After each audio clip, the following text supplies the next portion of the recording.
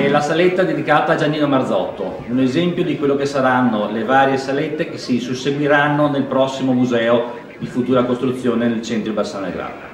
Giannino Marzotto, uno dei 4 fratelli Marzotto, unica dinastia importantissima del tessile veneto, che diede però al motorismo sportivo anche 4 valentissimi piloti: Giannino, Paolo, Umberto e Vittorio.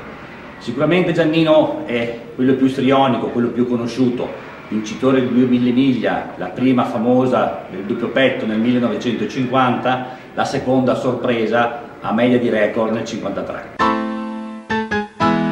Una carriera di gare che però in realtà è durata pochissimo, perché già a 24-25 anni Giannino Marzotto abbandona il mondo delle corse per dedicarsi all'importantissima azienda di famiglia. Ecco allora che il suo ingegno, il suo coraggio, il suo ordimento lo getta in azienda e compie delle cose incredibili, quali all'inizio degli anni 60 portare delegazioni di industriali veneti con una sua fondazione ad incontrare prima il presidente Kennedy negli Stati Uniti d'America e addirittura Khrushchev nell'allora Unione Sovietica.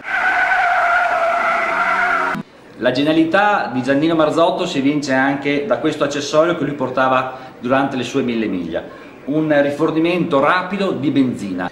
La benzina veniva inserita nella parte più grande, mentre l'aria compressa veniva caricata nella bombola sopra, che essendo collegata tramite questo tubo al serbatoio della benzina, spingeva poi la benzina ad alta pressione fuori da questi raccordi, permettendo di riempire un serbatoio di circa 80-100 litri in non più di un minuto e mezzo. Normalmente una 1000 miglia constava di circa 4, 5, 6 rifornimenti a seconda della cilindrata delle autovetture. Venivano effettuati dai 2 ai 3 ai 4 minuti perché veniva versata la benzina per caduta sui serbatoi.